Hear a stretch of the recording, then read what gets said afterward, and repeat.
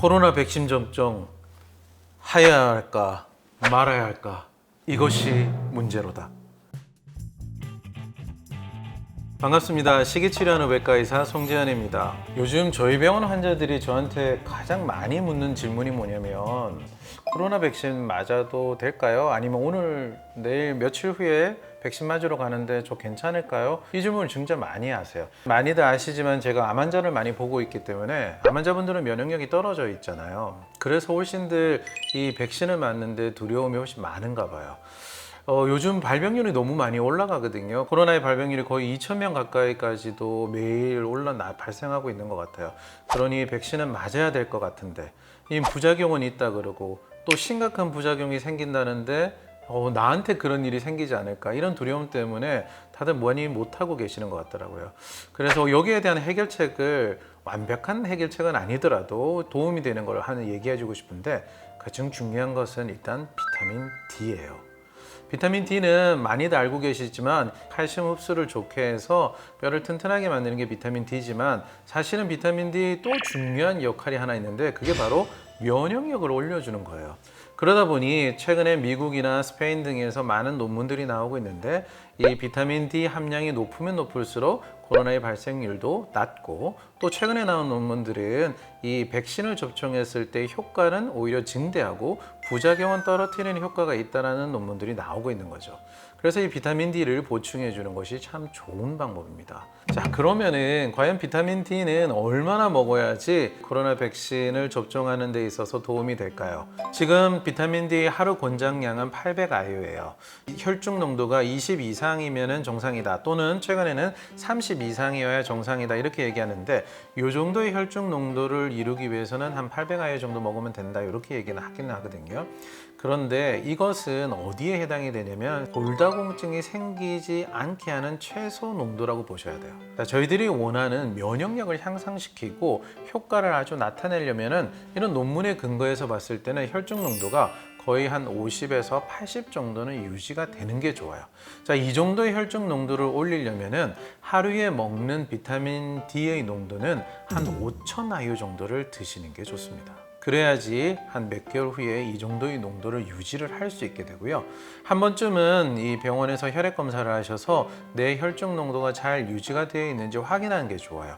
왜냐하면 사람의 상태에 따라서 어떤 분들은 먹는 만큼 잘 올라가기도 하지만 어떤 분들은 잘 안 올라갈 수도 있거든요. 비타민 D는 주사 제품도 있습니다. 나는 며칠 후에 바로 이제 백신을 접종하러 가야 되는데 빨리 혈중 농도를 올리거나 좀 더 많은 농도를 쓸 수 있을까 했을 때 주사제를 바로 이용하시는 것도 아주 좋은 방법입니다. 자, 그렇게 한 이후에 한 5개월에서 6개월 지난 다음에 혈중 농도를 유지하는 정도의 용량은 3,000IU 정도를 드시면 됩니다. 근데 더 중요한 팁이 하나가 있습니다. 비타민 D는 아까 면역력을 올리는 것을 중요한 역할 중에 하나이지만 칼슘을 흡수하는 것도 있죠. 정확하게 얘기하면 비타민 D는 칼슘의 혈중 농도를 유지하는 효과가 있는 거예요. 그래서 칼슘 흡수도 올려주지만 다른 것에 칼슘이 적게 먹고 있다면 뼈에서 빼내기도 한답니다. 이런 비타민 D 효과 때문에 잘못하다가는 오히려 혈액이나 조직에 칼슘이 더 많아지는 경향이 생길 수도 있어요. 그래서 꼭 같이 먹는 게 있는데 바로 비타민 K입니다. 비타민 K는 바로 이 칼슘을 뼈나 이빨에 제대로 침착하게 해주는 역할이 있습니다. 또 비타민 K 하나의 역할이 있는데요. 바로 혈전을 예방하는 효과죠. 저희들이 백신 접종을 할 때 혈전이 생기는 것도 많이 두려워하시는 분들이 있잖아요. 바로 이런 예방 효과까지도 좀 더 덤으로 가져가려면 비타민 D를 드실 때 비타민 K를 같이 드시는 것이 좋습니다. 팁을 하나 더 드릴까요? 저희 환자분들 중에 신장이 안 좋은 분들도 있거든요. 비타민 D는 이게 대부분 제품이 비활성형이에요.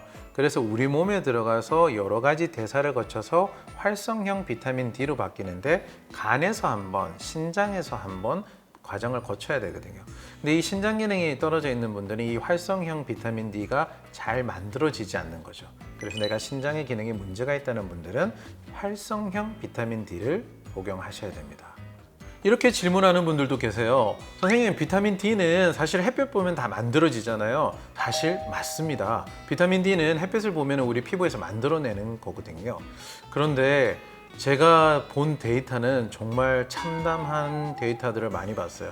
저희 병원에 오는 분들 중에 농부도 있고요, 군인들도 있거든요. 이분들이 다 비타민 결핍으로 나오는 거예요. 햇볕을 그렇게 많이 보는데도.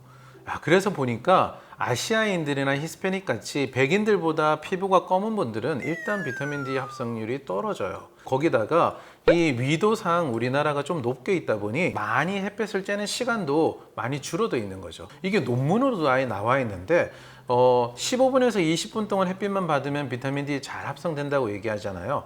백인들에 해당되는 거고요. 우리나라에서 연구를 해봤는데 1시간 동안 밖에 나가서 햇빛을 쬐는데도 한 달 후에 한 0.9밖에 올라가지 않았대요. 그래서 어쩔 수 없이 비타민 D를 복용할 수밖에 없는 것 같아요. 자, 코로나가 많이 생기는 이 시기에 백신 접종하는 거 저는 꼭 해야 된다고 생각합니다. 하지만 부작용을 줄이고 효과를 증대하기 위해서 비타민 D와 비타민 K 같이 복용하는 게 좋고요. 한 가지 더 꿀팁이 있는데 그건 다음 시간에 알려드릴게요.